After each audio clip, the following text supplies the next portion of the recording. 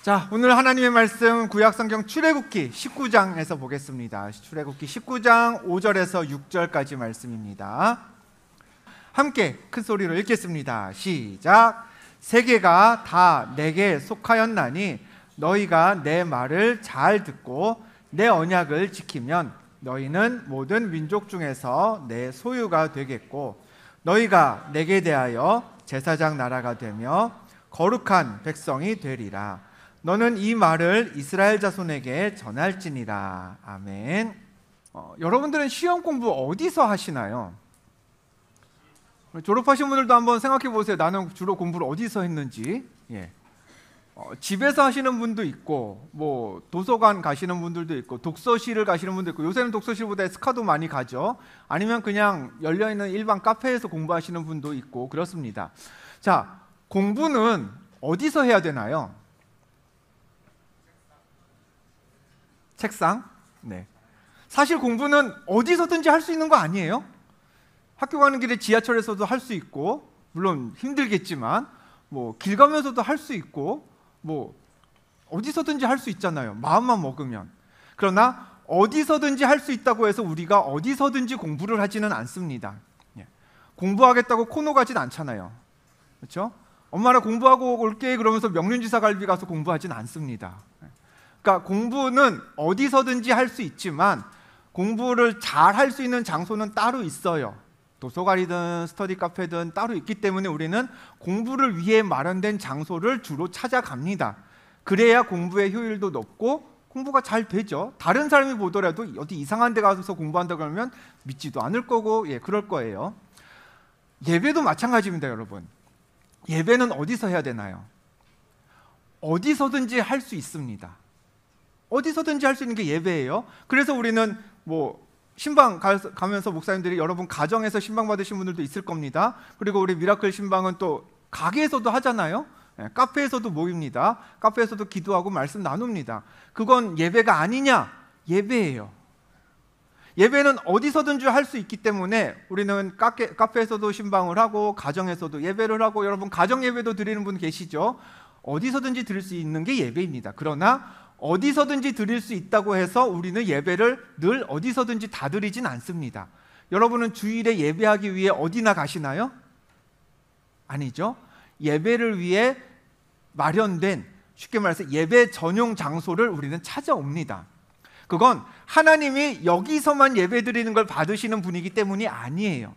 하나님은 어디서나 예배하건 예배를 받으시지만, 그러나 예배하는 우리가 공부할 때처럼 독서실 가서 공부해야 제대로 공부가 되는 것처럼 교회에 와서 예배하는 게 좀 더 예배다운 예배로 하나님도 기뻐 받으시고 우리의 마음도 예배자가 될 수 있기 때문에 우리는 교회에서 예배를 드립니다. 자, 우선적으로 이 교회라는 공간은 하나님을 위한 공간이기도 함과 동시에 우리를 위한 공간이기도 해요. 제가 지금 설명드린 점에서 말이죠. 하나님만을 위한 공간은 아닙니다. 오늘 우리는 지난주에 이어서 균형 잡힌 교회에 이어서 두 번째 재방송이죠. 제사장 교회 커넥트라는 제목으로 두 번째 우리 교회 비전을 설명하려고 합니다. 자, 제가 지난 5월에도 마찬가지였고요. 이 말씀을 전하면서 교회는 어떤 곳인가 라는 질문에서부터 출발을 했었습니다. 교회는 앞서도 말씀드린 것처럼 하나님을 위한 장소이면서 동시에 우리 사람을 위한 곳이기도 합니다. 그럼 여기에 이어지는 질문이 있어요. 사람을 위한 곳이라면 그 중에서도 어떤 사람을 위한 곳이냐라는 겁니다. 누구를 위한 곳이냐? 첫 번째, 교회는 예수 믿고 구원받아 그 감격으로 매 주일 예배하는 우리 같은 예배자를 위한 곳이어야 한다라는 사람들이 교회에 대한 첫 번째 생각일 수 있습니다. 반면에 아니다. 교회는 세상 밖에 예수 그리스도를 아직 모르는 수많은 사람들, 여기 모여있는 우리뿐만이 아니라 우리의 수보다 훨씬 더 많은 아직 구원받지 못한 사람들을 위한 장소여야 한다. 그 사람들을 초대하고 불러들이고 양육하는 곳이어야 한다라는 게 교회에 대한 정의를 내리는 두 번째 관점일 수 있습니다. 묻겠습니다, 여러분. 교회는 이 두 가지 부류의 사람들 중에 누구를 위한 곳이어야 할까요? 제가 5월에도 답을 드렸었습니다. 애매할 때는 어떻게 해라? 두 개 중에 뭔지 모르겠다. 애매할 땐 답을 뭘로 해라?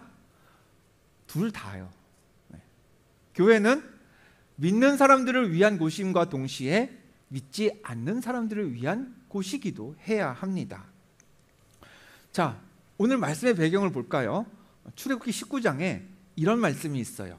다음 화면 보여주시겠어요? 이스라엘 자손이 애굽 땅을 떠난 지 3개월이 되던 날 그들이 시내 광야에 이르니라 라고 하는 게 우리가 읽은 본문의 이제 배경이 되는 말씀입니다.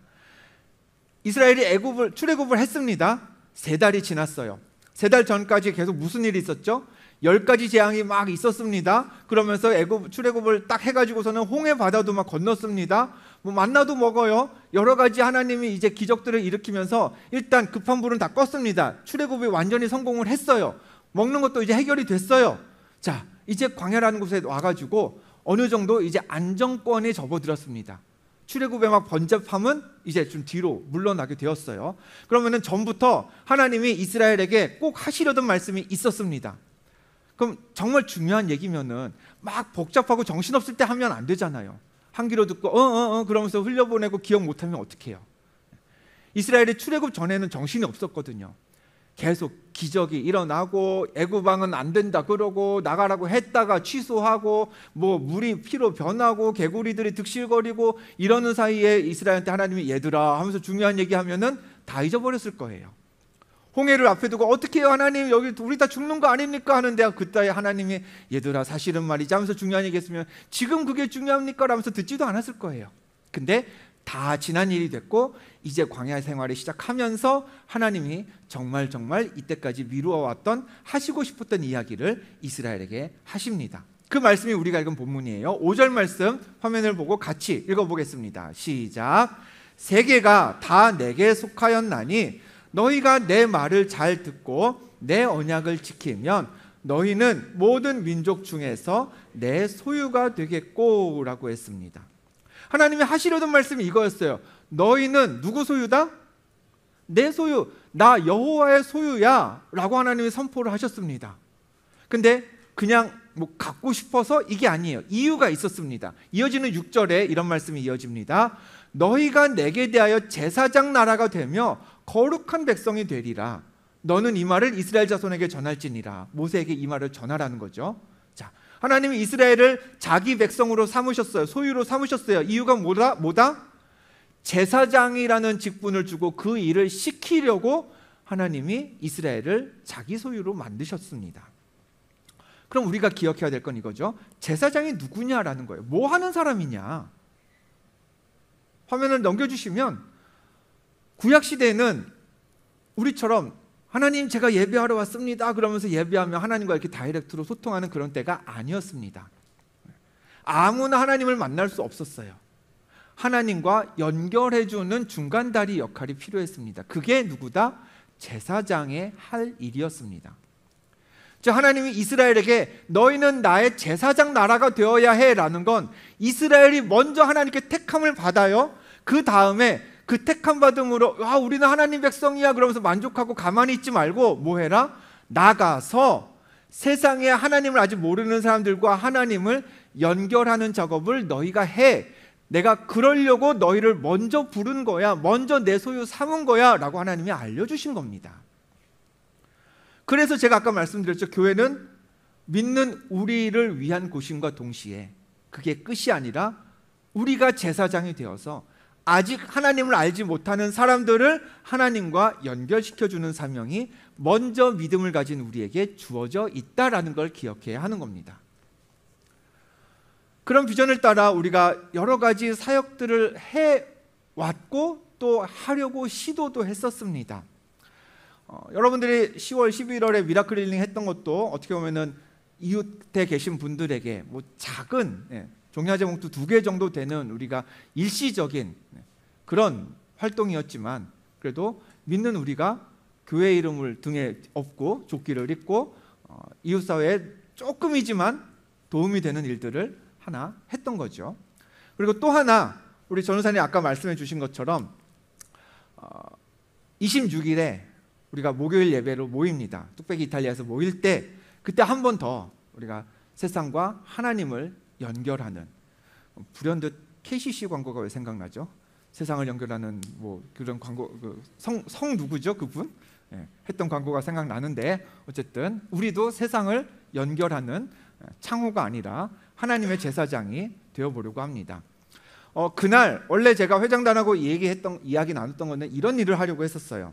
목요일에 올 때 우리가 그냥 오지 말고 작은 간식거리나 겨울에 특화된 선물 같은 거를 하나씩 사가지고 와가지고 그걸 이제 모아서 그 뚝배기 이탈리아 송내역 근처에 있는 뭐 파출소나, 경찰서 말고요, 조그만 파출소나 소방서나 이런 곳에 우리가 예배는 짧게 드리고 선물 같은 것이 꾸러미로 잘 만들어서 그분들한테 전달해드리면 어떨까라는 계획을 애초에 세웠었습니다. 근데 의논을 하다가 한 친구가 그러더라고요. 그거 김영란법에 저촉되는 거 아닌가요? 순간 맞다.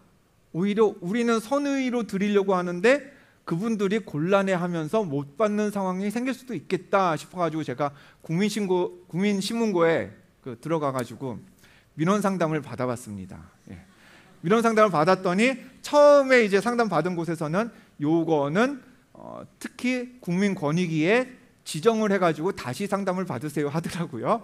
그래가지고 하라는 대로 해가지고 국민권익위에 이제 그 청탁금지법에 위배되는 게 아니라 우리가 이런 일을 하려고 하는데 액수는 대충 얼마 정도 될 거고 품목은 이런 게 되는데 해도 될까요? 라고 해서 괜찮다 하면은 그래도 뭐 하나 레퍼런스가 있으니까 파출소에서 현장에서 곤란해해도 이런 문의를 했는데 괜찮답니다 하고 드리면 되니까 했는데 역시나 부정적이더라고요. 네. 확실히는 아니지만 부정적인 뉘앙스로 답을 받았습니다. 그래서 우리가 이 성탄에 정말 뭔가 제사장의 사명을 뭐라도 감당을 해야 되는데 뭘 할 수 있을까 고민하다가 고민을 하고 있는데 또 마침은 아니에요. 하필 그때 이런 또 인터넷 기사를 봤어요. 여러분도 보셨는지 모르겠습니다.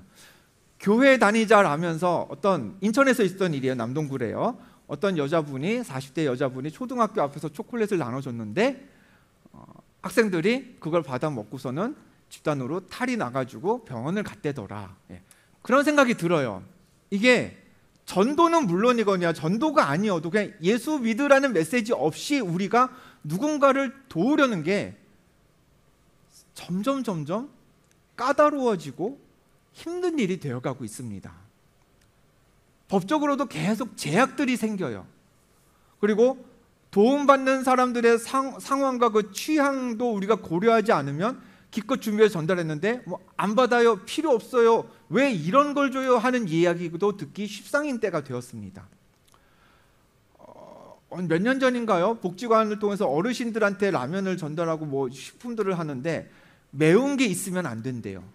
신라면 안 된다, 진라면 매운맛 안 된다 그러더라고요. 그래서 많은 분들이 신라면 가져오시거든요. 라면은 지금은 아니에요. 올해 라면 모으기는, 기둥교회에서 하는 라면 모으기는 괜찮아요. 근데 어르신들한테 특화된 그 모금이 아니죠. 후원을 받을 때는 매운 음식, 뭐 육개장 같은 것도 안 된다, 뭐 그러더라고요. 그러니까 도울 때도 그 도움을 받을 대상이 누군지를 잘 고려해가지고 아이템을 진짜 잘 골라야 됩니다.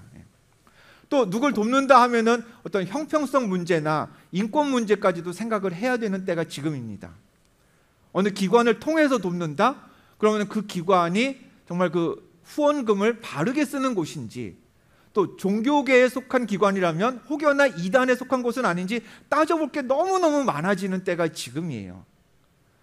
그랬는데도 선의를 베풀었다가 만에 하나 아까 본 기사처럼 무슨 사고라도 생겼다? 그러면 피해만 막 눈덩이처럼 커지는 게 누군가를 돕는다는 행위에 얹혀진 그 부담 중에 또 하나이기도 합니다. 그래서 저는 그렇게 생각합니다. 우리가 나눌 비전 3가지잖아요. 균형 잡힌 교회, 오늘 제사장 교회, 다음 주에 나눌 한 몸인 교회. 이 3가지 비전 중에 앞으로 점점 우리가 이루어가기 어려운 비전이 이건 것 같아요. 세상에 우리가 그리스도인으로서 나가서 예수 그리스도의 손길을 내민다는 거. 뭐 우리끼리 성장하자, 우리끼리 말씀 잘 보자, 우리끼리 하면 되잖아요. 열심히 하면 되는데 이건 나가서 누군가를 돕는 건 우리가 열심히 한다고 해도 막 커트되고 잘리고 안 받고 문제 생기고 점점 어려워지는 것 같습니다. 근데 그렇다고 가만히 있을 수 있나요? 그래서 미라클 기둥교회가 보내는 첫 성탄에 제사장 교회로서 우리가 한 가지 사역을 제안합니다. 여러분들이 많이 동참해 주셨으면 좋겠어요. 기둥교회가 운영하는 기관들이 여럿 있습니다. 많이들 알고 계시죠? 소사노인복지관 우리 교회가 운영하고 있는데요. 주보에 작게 소개되어 있는 또 하나의 기관이 있습니다. 무슨 기관이죠? 기둥 야간학교가 있습니다. 야간학교라는 명칭이 생소하실 수도 있어요. 근데 하는 기능은 이겁니다. 검정고시를 준비하는 분들을 돕는 기관입니다. 교육기관이에요. 가르치시는 자원봉사자분들이 5분 계십니다. 이분들한테 배우는 학생이 25명이 있습니다. 그 중에 11분은 배움의 기회를 놓치신 어르신들이에요. 할머님, 할아버지들이에요. 옛날에 뭐 일제시대 때 아니면 6.25 때 학교를 못 다니신 그런 분들이 대부분 11분이 계십니다. 그리고 5명은 이주 노동자들입니다. 익숙하게는 외국인 근로자라고 하죠. 네, 외국에서 오셨는데 그 나라의 학력을 우리나라에서 인정을 안 해준대요. 그래서 뭔가 다시 시험을 보고 뭐 고졸, 대졸 이거를 대졸은 아니겠죠. 고졸 이걸 인정받고 대학을 가려면 다시 우리나라에서 검증을 받아야 돼가지고 검정고시를 준비하시는 분들이 5분 계십니다. 또 9명은요 이런저런 사연으로 학교를 졸업하지 못한 학생들 10대들입니다. 그 중에 20대도 있어요. 학생들 중에는 젊은 사람들도 있어요. 근데 그 중에 3명이 아직 성인이 안 된 미성년들입니다. 화면 하나 넘겨주시죠. 3명이 있습니다. 한 명은 김땡땡이고요. 두 번째 친구도 김씨고요. 세 번째 친구는 정모모입니다. 맨 위의 학생은 15살 중학생 나이입니다. 그리고 밑에 두 학생은 고등학생 나이입니다. 이 세 친구가 다 실제적인 가장입니다. 가장이에요. 조부모님 한 분 정도는 계셔요. 몇 친구는. 근데 그분들이 경제적인 활동을 하실 수는 없는 분들이어서 이 친구들은 학교를 못 다니고 있습니다. 왜냐? 낮에 일해야 돼서. 본인과 할머니, 본인과 할아버지, 동생 생계를 책임지다 보니 이 친구들이 낮에 저녁까지도 일하고 밤에 늦은 시간에 와서 야간학교에서 시험 준비하고 이제 언젠가 이제 정해진 날에 검정고시를 보고 이런 계획으로 지내고 있는 친구들입니다. 당연히 경제적인 형편이 넉넉할 수 없습니다. 그래서 돌아오는 목요일에 뚝배기 예배 때 원래 우리가 평일 예배 때는 헌금을 걷지 않았습니다만 이날 예배는 이번 주일 예배에는 헌금을 걷겠습니다. 그래서 그 예배 때 모아지는 헌금은 전부 앞서 소개된 우리 세 친구에게 기둥 야간학교를 통해서 전달하려고 합니다.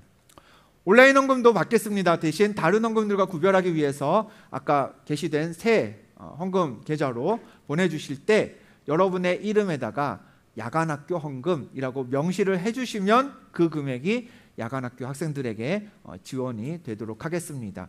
명시가 안 되면 그냥 주일 헌금으로 처리가 되니까 꼭 야간학교 아까 3명의 친구들 돕기 위해서는 야간학교 헌금이라고 보내는 이름에 명시를 해주시길 바랍니다. 대신 교회는 여러분에게 뭘 드린다? 9시까지 오시면 뭘 드린다? 피자는 드리겠습니다. 그러니까 맛있게 피자 먹고 무슨 얘기예요? 그건 또 최소한 피자값보다는 더 내시라는 의미이기도 합니다. 네. 뭐 적은 돈이라고 귀하지 않진 않아요. 그러나 이왕 우리가 마음 먹고 도울 거면 여러분들 피자값보다는 더 모아주셨으면 감사하겠습니다. 이후에 뭐 지원금을 잘 전달했습니다 하고 뭐 사진을 게시하거나 그러지 않을 겁니다. 학생들에게 그것도 힘들 수 있어요. 그냥 전달만 하겠습니다. 그 학생들에게 우리가 뭐 사진도 안 찍고 우리가 누군지 뭐 미라클 기둥교회라고 청년들이 모았다고 해서 전달은 하겠지만 그 친구들이 뭐 그냥 기둥교회로 생각하고 우리의 존재를 잘 모를 수도 있어요. 그러나 그 3명의 친구들에게 예수 이름으로 나를 생각해주고 예수 이름으로 돕는 사람들이 아직 있구나 라는 것만 억셉트가 된다면 그것만으로도 우리가 제사장 교회의 사명을 이루어가고 있는 과정이 아닐까 생각을 해봅니다.